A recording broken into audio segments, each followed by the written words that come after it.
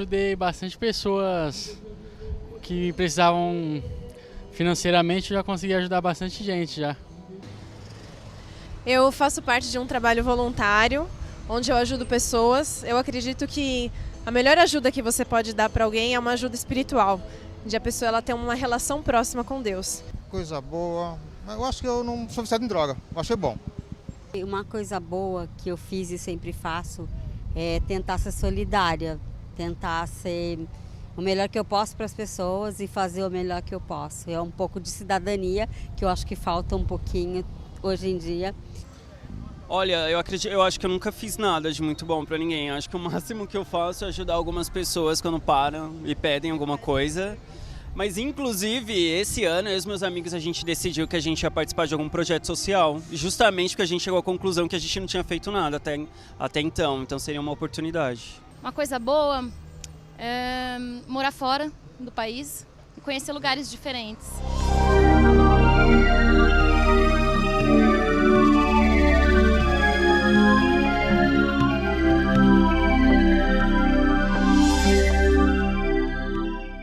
Nós estamos aqui hoje para o nosso último tema do que viemos desenvolvendo durante esta semana. 5 temas, argumentando e comentando a respeito desta pergunta, como eu já disse anteriormente, uma pergunta que foi colocada como tema por ser uma pergunta bastante pessoal, né? É uma pergunta quase que em forma de declaração. Por que não sou ateu? E temos visto aqui, ao longo desta série, bons argumentos para acreditarmos na existência de Deus. Hoje, para terminar, nós vamos trabalhar um pouquinho no que é chamado de o argumento moral em favor da existência de Deus. E eu deixei esse tema por último, justamente porque é aquele que menos toca na questão da ciência. Provavelmente não vamos nem tocar na questão da ciência, da física, das probabilidades, nada disso. A gente vai trabalhar baseados quase que exclusivamente num raciocínio filosófico, numa questão do pensamento, da lógica do pensamento, né? O argumento moral. Para não fugir da regra, vou começar lendo um texto da Bíblia e escolhi uma das passagens, um texto que está numa das passagens mais extraordinárias da Bíblia, que é o Sermão da Montanha, o comecinho do Sermão da Montanha, as bem-aventuranças proferidas ali por Jesus. E uma dessas bem-aventuranças, ditas por Jesus, é esta. O texto é São Mateus capítulo 5, o verso 8. Bem-aventurados os limpos de coração, porque verão a Deus. Limpos de coração. De alguma forma, Jesus está aqui falando de uma pureza, né? E a gente vê nessa declaração de Cristo, juntamente com tantas outras coisas que há na Bíblia, que existe uma moralidade objetiva, absoluta, permanente, né? Então, a gente vai trabalhar um pouquinho em torno desse argumento, o argumento da moralidade, o argumento moral para comprovar. Não é como nenhum desses argumentos, é uma prova cartesiana, né, matemática de que Deus existe, mas está na categoria de um tremendo, um fortíssimo argumento para a existência de Deus, né? O que seria esse argumento moral para a existência de Deus? Semelhante ao argumento cosmológico, por exemplo, é um silogismo, né? 2 premissas e uma conclusão. O argumento, as 3 declarações do argumento são essas. Premissa 1. Se Deus não existe, então valores morais objetivos não existem. Premissa 2. Valores morais objetivos existem. Conclusão. Logo, Deus existe, né? Em que consiste a validade dessa lógica, desse raciocínio? Consiste em primeiro lugar, as 2 premissas serem verdadeiras, comprovadas, e a conclusão está, de fato, relacionada com as 2 premissas iniciais. Porque é possível se produzir um raciocínio assim, com premissas falsas ou premissas verdadeiras, e chegar a uma conclusão que não estão diretamente ou necessariamente relacionadas às premissas.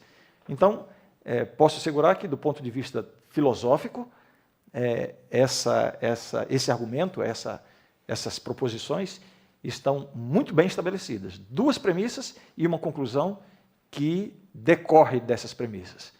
Agora, a validade do argumento moral consiste em a gente demonstrar a veracidade das premissas, né? Ou seja, se é verdadeiro, se essa primeira premissa é verdadeira, ou seja, que se Deus não existe, então valores morais objetivos não existem, se essa premissa for verdadeira, se a segunda premissa também for verdadeira, valores morais objetivos existem, então a conclusão será verdadeira. Então a discussão em torno do argumento moral, diante dos ateístas, né, dos ateus, dos evolucionistas e tal, é justamente tentar desconstruir pelo menos uma das 2 primeiras premissas, né? Se Deus não existe, então valores morais objetivos não existem. Então, vamos analisar. Bom, vamos direto ao ponto, deixa eu sair dos preâmbulos de introdução, e vamos analisar então essas premissas. A premissa 1. Se Deus não existe, então valores morais objetivos não existem. O que seriam valores morais objetivos? Quando a gente fala de objetivo, isso está em contraste com subjetivo. O que seria subjetivo e objetivo?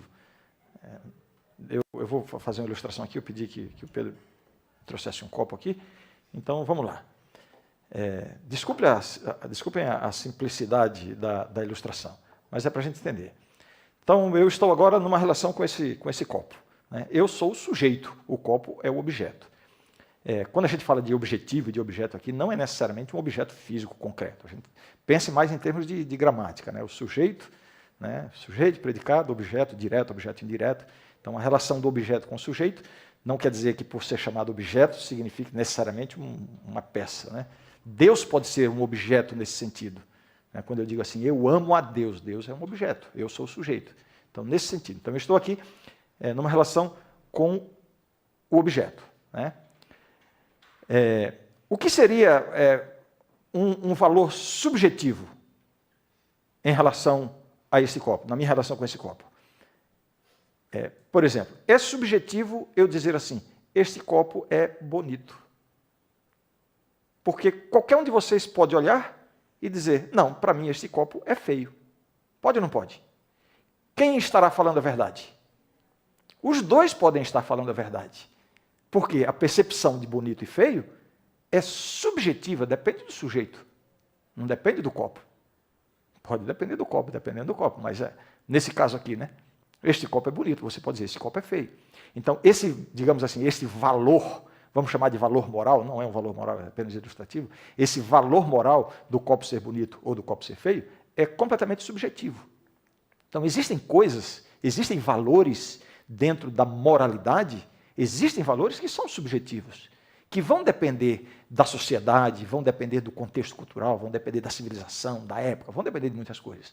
Então, muitos valores podem ser, de fato, mesmo dentro da moralidade, podem ser subjetivos. Agora, o que seria um valor objetivo, na minha ilustração? Eu dizer assim, este copo é de vidro. Então, alguém aqui pode levantar e dizer, não, este copo não é de vidro, este copo é de alumínio. Qual dos dois estaria falando a verdade? Agora sim, tem um que está falando a verdade e outro que não está falando a verdade. Porque o fato de este copo, deste objeto ser de vidro, não depende da minha opinião. É um fato objetivo, que está fora de mim. O fato de eu achar bonito ou feio depende da minha opinião, da minha percepção, é subjetivo. Mas o fato de ele ser de vidro não depende da minha opinião. Eu posso até achar que ele é de alumínio, mas isso não fará com que ele seja de alumínio. Eu posso até achar até que o copo nem existe, mas isso não elimina o fato real, concreto e verdadeiro de que ele existe e de que ele seja de vidro. Você percebe? Então isto, para a questão da nossa ilustração, seria o que a gente chama de um valor moral, ilustrativamente, né? Um valor moral objetivo. Ele de fato existe, né? A força da gravidade, por exemplo, né? Eu estou aqui no chão, firmado no chão, por causa da gravidade. Então, eu acredito que existe uma força da gravidade, por isso que eu estou aqui. Alguém aqui pode levantar e dizer assim, não, eu não creio que exista a gravidade. Mas nem por isso você vai ficar flutuando. O fato de você não crer na gravidade não significa que ela vai deixar de exercer influência sobre o seu corpo. Por quê? A existência da gravidade é um elemento objetivo. Não depende da minha opinião. Então, por favor, Pedro. Então, quando a gente fala da existência de valores morais objetivos, estamos falando aqui de valores morais, de uma moralidade que está fora do sujeito. Não depende da minha percepção, do fato de eu concordar ou não concordar. Agora, do ponto de vista ateu ou ateísta, do ponto de vista darwinista, a moralidade é subjetiva. A moralidade, na verdade, é completamente subjetiva. Para eles, o ser humano é um animal evoluído e tudo o que importa é o que é útil para a sobrevivência e a continuação da espécie. Então, essa percepção darwinista coloca a moralidade como sendo totalmente subjetiva. É uma questão de adaptação, né? Então, eu obedeço à lei de trânsito por uma questão de sobrevivência, não porque seja certo ou errado, né? Da mesma forma, eu não pratico imoralidade, eu não mato pessoas, eu não estupro crianças, não é porque isso seja certo ou errado. Porque, do ponto de vista evolucionista, não há um referencial externo para se definir o que é certo e errado. A moralidade passa a ser subjetiva e circunstancial. Aquilo que é adequado para a minha sobrevivência, então passa a definir a minha moralidade, né? Mas isso pode variar de época para época, de pessoa para pessoa, de civilização para civilização, etc. Então, o argumento ateísta seria de que os valores morais são completamente subjetivos, né? Mas a verdade é a seguinte: se Deus não existe, não existe. A primeira premissa se apega nisso aqui. Depois eu vou trabalhar na questão da existência dos valores morais objetivos, né? Mas a primeira premissa quer definir o seguinte: que se Deus não existe, não existe um referencial externo, objetivo, para determinar o bem e o mal, o certo e o errado. Mas se Deus existe, a natureza de Deus serve como referencial. Porque Deus é bom, Deus é amor, Deus é justo, Deus é misericordioso, Deus é... Então, todas as características da natureza de Deus servem de padrão, de referencial externo para isso. Se Deus não existe, não existe um referencial. Não existe um referencial. Essa é a primeira premissa. E os evolucionistas não têm como fugir dessa realidade, né? Porque, negando a existência de Deus, os leva a dizer que, de fato, a moralidade objetiva não existe. Tudo é subjetivo.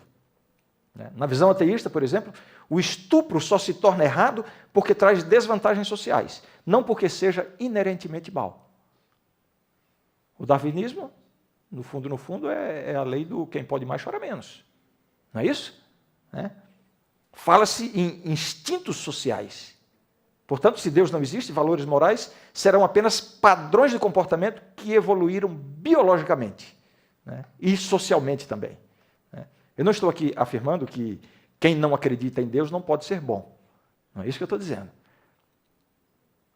Para ser bom, não precisa ter a crença em Deus. A moralidade não está relacionada com a crença em Deus. A moralidade está relacionada com a existência de Deus. Então, o fato de você estar firme no chão aí é por causa da existência da gravidade. Ainda que você não creia nela. Mas ela existe, então você está pesando sobre a base. Então, eu não preciso crer em Deus. Mas a moralidade não depende de crer em Deus. Depende da existência de Deus. Portanto, dizer que Deus não existe é automaticamente concordar com o fato de que não existe moralidade objetiva. O certo e o errado são totalmente subjetivos, dependem da percepção do sujeito e do contexto onde ele se encontra, né? Ou seja, é possível ser bom sem crer em Deus, mas o próprio conceito objetivo de bondade só existe a partir da existência de Deus. Se Deus não existe, até a noção de bondade, do que é bom e do que é mal, desaparecem. Porque tudo é uma questão circunstancial de adaptação, de evolução, de sobrevivência do mais apto, de garantir a continuação da espécie. Tudo é biológico e social, né? Portanto, o que eu estou afirmando é que sem Deus não há como determinar o que é bom. Tudo passa a ser objetivo. Eu vou ler aqui uma declaração de Michael Rose.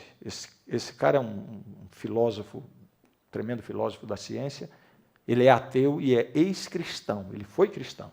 Mas vejam só a conclusão que ele chega em relação a essa primeira premissa, né? Se Deus não existe, então valores morais objetivos não existem. Um filósofo ateu diz o seguinte: moralidade é uma adaptação biológica, não menos que nossas mãos, pés e dentes.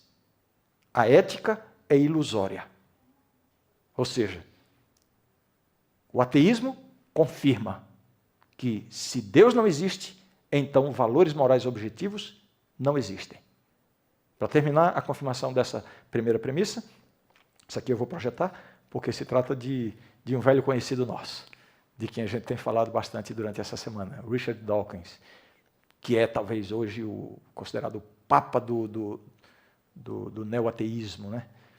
Vejam só o que ele mesmo escreve, confirmando essa primeira premissa do argumento moral, de que se Deus não existe, valores morais não existem. Ele diz assim: o universo que observamos tem precisamente as características com as quais se conta quando por trás dele não existe nenhum plano, nenhuma intenção, nenhum bem ou mal, nada além da cega e impiedosa indiferença.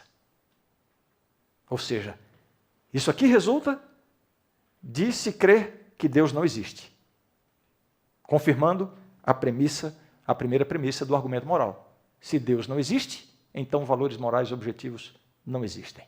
Não existe um referencial externo para definir o que é bom, o que é mal, o que é certo, o que é errado.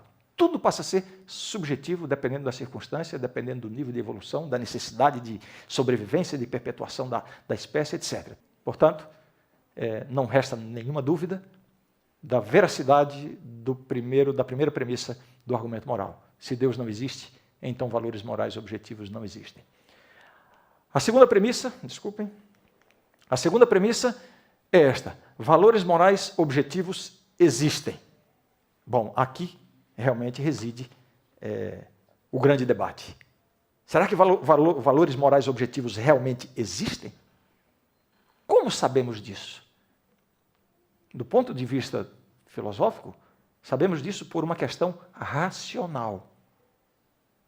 Uma questão racional, não é apenas uma impressão. Por mais que se queira relativizar a moralidade, existem coisas que são inerentemente e universalmente boas. E existem coisas que são inerentemente e universalmente más. Isso é empírico, é observável, né? Não se pode negar essa realidade. Uma coisa que está nessa categoria: estuprar crianças. Olha, é difícil para um ateu quando ele se confronta com esse tipo de abordagem. Então quer dizer que estuprar uma criança não é objetivamente bom nem objetivamente mal. Ele acaba afirmando isso. Não é. Mas é universalmente aceito. Isso aqui não depende de questão cultural, não depende de que civilização foi, não depende de nada disso. Não é subjetivo, é absolutamente objetivo. É algo que é inerentemente, universalmente mal, né? O Holocausto, por exemplo, né? O Holocausto, né? A morte de milhões e milhões de pessoas.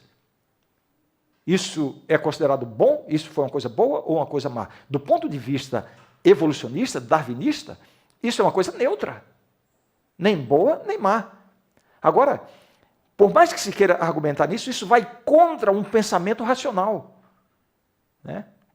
Alguém pode dizer assim: não, mas se o nazismo tivesse dado certo e se, né, Hitler tivesse dominado o mundo inteiro hoje fosse nazista, então a morte dos judeus seria comemorada e seria valorizada como tendo sido uma coisa boa para a humanidade. É esse o ponto de vista darwinista. Mas é inegável que isso é uma coisa má. Alguém pode argumentar, por exemplo, que uma tribo canibal, o cara come o outro lá, se alimenta do outro, né? E isso para eles é totalmente subjetivo. Para eles isso não é errado, não é mal. Isso é uma prática cultural. Está vendo aí que a moralidade é subjetiva? Esse raciocínio está errado. Se fosse uma coisa boa, eles se alimentariam dos próprios familiares. Aquilo que eles não fazem com alguém a quem eles amam, significa que, no fundo, eles reconhecem que não é uma coisa boa. Existem outros elementos sociais, políticos envolvidos nessa questão do canibalismo. Né? Você não pode dizer que porque é uma prática cultural e aceita mesmo pelos praticantes, que mesmo para eles isso seja uma coisa boa. Se fosse uma coisa boa, eles praticavam com quem eles amam, mas as tribos canibais não se alimentam de membros da própria tribo. Isso revela que existe sim uma percepção do que é certo e errado, e que isso é uma coisa universalmente e intrinsecamente, inerentemente má. Então, essas coisas comprovam, pelo raciocínio lógico, que de fato existem valores morais objetivos. Né? Falei aqui de coisas más, mas a gente pode citar coisas que podem ser consideradas objetivamente boas, inerentemente e universalmente boas. Né? Eu não vou falar aqui, é bom obedecer o sinal de trânsito, né? É bom. Isso aí pode estar na categoria de uma evolução social, de uma questão de sobrevivência, mas existem coisas que estão muito mais além, se é que se pode dizer isso, do que essas coisas do comportamento. Questões como generosidade, questões como o amor, como igualdade, como liberdade. Todos esses são valores universalmente e inerentemente bons. O que revela para qualquer mente com um raciocínio lógico que, de fato, existem valores morais objetivos. São coisas que não dependem do sujeito. Né? Interessante que, ao longo dos séculos, você sabe qual é o principal, o mais frequente argumento do ateu contra o criacionista, contra quem crê em Deus? É o argumento, né, que tem, talvez, perpetuado ao longo da história. Né? É aquele velho argumento de que, se Deus existisse, ele não permitiria o mal. Olha aí, pessoas matando pessoas, olha a fome, né? Olha aí a violência. Então, a existência do mal, olha aqui, este é o principal argumento dos ateus. A existência do mal é uma prova de que Deus não existe. Porque se Deus existisse, ou ele é bom e não é poderoso, porque ele quer acabar com o mal e não pode, ou ele é poderoso, mas não é bom, porque ele pode acabar com o mal, mas não acaba, ou ele não é nem poderoso e nem bom, porque nem quer e nem acaba. Logo, Deus não existe. Faz sentido esse raciocínio? Faz sentido esse raciocínio? Absolutamente que não faz. A existência do mal não é uma prova da inexistência de Deus. Deus pode ter razões, aliás, pode não. Deus tem razões, aliás, muito lógicas para permitir a existência do mal. Esse não é o nosso tema aqui hoje. Né? A gente não vai entrar nisso. Mas eu queria dizer o seguinte, que o principal argumento ateísta contra a existência de Deus, que é a existência do mal, na verdade se converte num argumento a favor da existência de Deus. Dentro desse raciocínio que eu estou conduzindo aqui. Quando ele diz assim, Deus não existe porque existe o mal. Ora, o que é o mal? Matar pessoas é mal? Violência é mal? Baseado em quê? Para definir o que é bom e o que é mal, tem que existir um referencial externo. Então, a questão do bem e do mal só vão ser objetivamente existentes e definidas se existir um referencial. Então, quando o ateu admite a existência do mal para negar a existência de Deus, ao admitir a existência do mal, ele está confirmando a existência de um referencial externo, que é Deus. O argumento dele se torna um argumento contra ele. Né?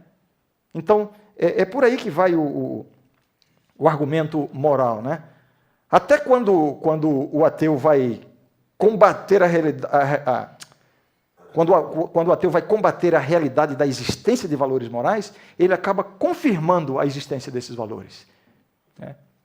Imagine um ateu que chega para você, e você é um cristão bíblico, um criacionista bíblico, e você está lá, né, defendendo os princípios bíblicos e tal, e ele diz assim, olha, essa sua moralidade aí, eu não concordo com ela, eu não acho que é uma boa moralidade. Vamos falar aqui da moralidade sexual, por exemplo. Nós defendemos a moralidade sexual do ponto de vista bíblico. Vamos falar aqui em sexo antes do casamento. Então, isso aqui é contra um valor, né, um valor moral objetivo relacionado a Deus e à Bíblia. Aí o ateu vai dizer assim, eu não concordo. Esse valor aí é subjetivo. Né? Aliás, esse valor aí não é um bom valor, é um mau valor, porque ele é um valor repressor. Ele tira a minha liberdade. Ora, ao tentar negar um valor moral relacionado à sexualidade, ele está um valor moral objetivo, né?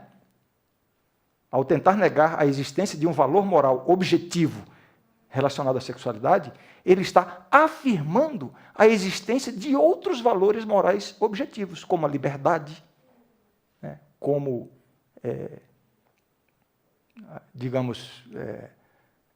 como eu diria, a falta da repressão, né? O livre-arbítrio.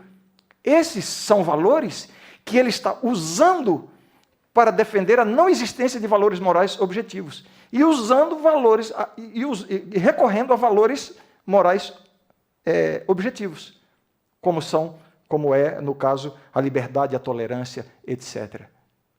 Então, eu não sei se eu compliquei aqui o argumento, mas eu acho que todo mundo acompanhou bem, né? A realidade é esta. A segunda premissa diz, valores morais objetivos existem. Isto é inegável, isto é empírico, é observável, e até quando se tenta negar a existência de valores morais objetivos, é necessário lançar mão da existência de outros valores morais objetivos. Foi mais ou menos isso que eu tentei fazer agora na enrolação que eu tive aqui. Né? Quando se tenta negar, né, a existência de valores morais objetivos com relação à sexualidade, eu tenho que estabelecer a existência de valores morais objetivos, como sendo a liberdade, a tolerância, são valores morais objetivos. Para negar um, eu tenho que afirmar o outro. Então, o próprio argumento contra a existência dos valores morais objetivos serve de argumento a favor da existência de valores morais objetivos. Portanto, a nossa conclusão é de que a segunda premissa também está correta. Né? Então, nós temos aqui o raciocínio, o argumento moral, que diz, se Deus não existe, então valores morais objetivos não existem. E verificamos isso aqui agora. Confirmado pelos teóricos do ateísmo, pelos evolucionistas, pelos darwinistas. Eles concordam com isso, né? Que não existem valores morais a partir do momento que definem que Deus não existe. A segunda premissa, valores morais objetivos existem. É o que acabamos de demonstrar. Não há como negar a existência de valores morais objetivos. E aí vem a conclusão óbvia. Logo, Deus existe. Deus existe. Eu não precisei recorrer à ciência, não precisei recorrer à física, não precisei recorrer à biologia, como fizemos ao longo da semana, nos outros temas, recorrendo apenas a uma lógica de pensamento, né? Um raciocínio filosófico, um raciocínio lógico, que nos leva à conclusão de que Deus existe. Esta é a nossa conclusão. Portanto, os valores morais objetivos derivam da natureza e do caráter de Deus. O certo e o errado são determinados pela existência de Deus. Não é só pelo que Deus fala, não é só pelo que Deus ordena. Quando a gente encara os valores morais de Deus como sendo simples exigências de Deus para as suas criaturas, né, dá até aquela impressão de que faço o que eu digo e não faço o que eu faço. Os valores morais são muito mais. Eles se antecipam às ordens de Deus, porque eles fazem parte da própria essência de Deus. Quando Deus diz para você ser puro, é porque Ele é puro. Quando Deus diz para você ser santo, é porque Ele é santo.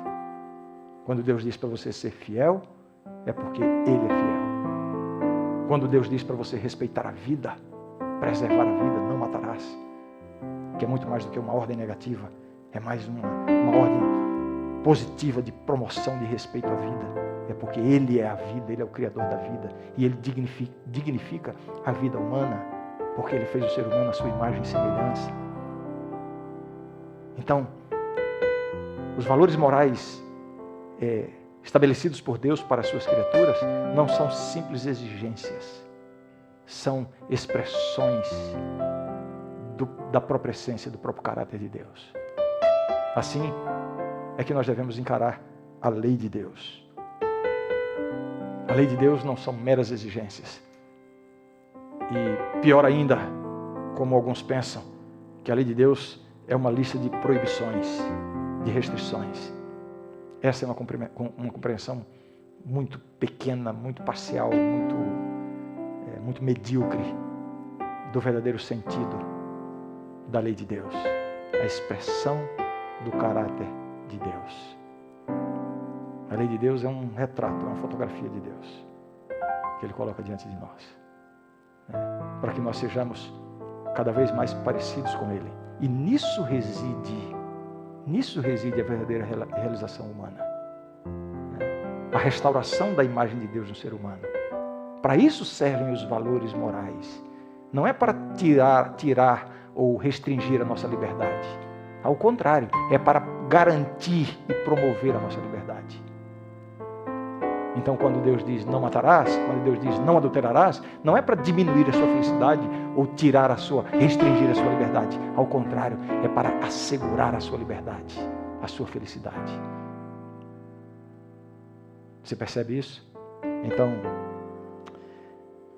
isso me leva a terminar com uma passagem bíblica que diz assim: a lei do Senhor é perfeita e restaura a alma. O testemunho do Senhor é fiel e dá sabedoria aos simples. Os preceitos do Senhor são retos e alegra o coração. O mandamento do Senhor é puro e ilumina os olhos. Aqui está a expressão, um retrato do próprio Deus. E a Joyce vai cantar sobre isso agora, para louvar a Deus e trazer inspiração para todos nós.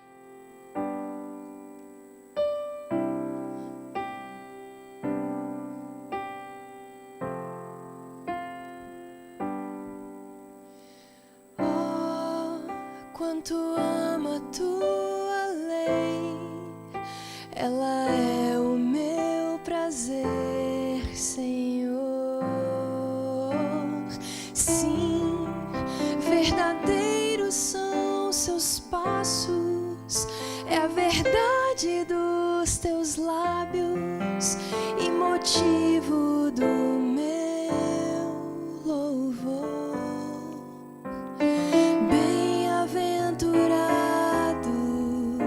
Os que andam na lei, nela tenho vida, não me esquecerei. São os teus ensinos, luz pro meu caminho, nela seguro estarei.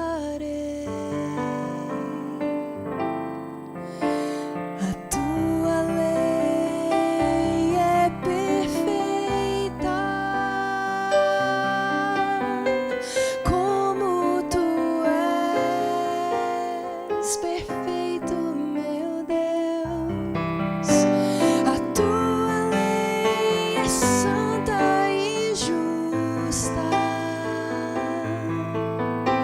pois santo e justo tu és. É mais bela expressão do teu coração, é teu Senhor, revela a grandeza e a tua beleza, revela por mim teu amor.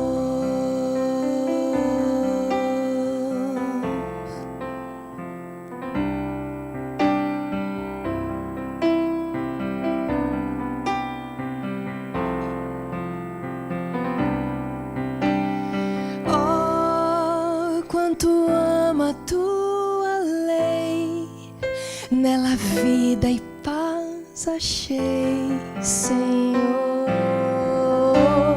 Sim, tenho a os seus ensinos que iluminam meu caminho e me leva ao Salvador. Bem-aventurados os que guardam a lei, nos seus mandamentos eu me alegrarei. Tua lei tem a verdade e os princípios do amor. Sua autoridade vem de ti, meu Criador. Palavras eternas, fontes de luz são reveladas em Cristo Jesus. A tua lei é perfeita, como tu és perfeito, meu Deus. A tua lei é santa e justa, pois santo e justo tu és. É a mais bela expressão do teu coração, é teu próprio caráter, meu Deus. Reflete a grandeza e a tua beleza, revela por mim teu amor. Oh, como amo a tua lei, ela é o meu prazer. Senhor.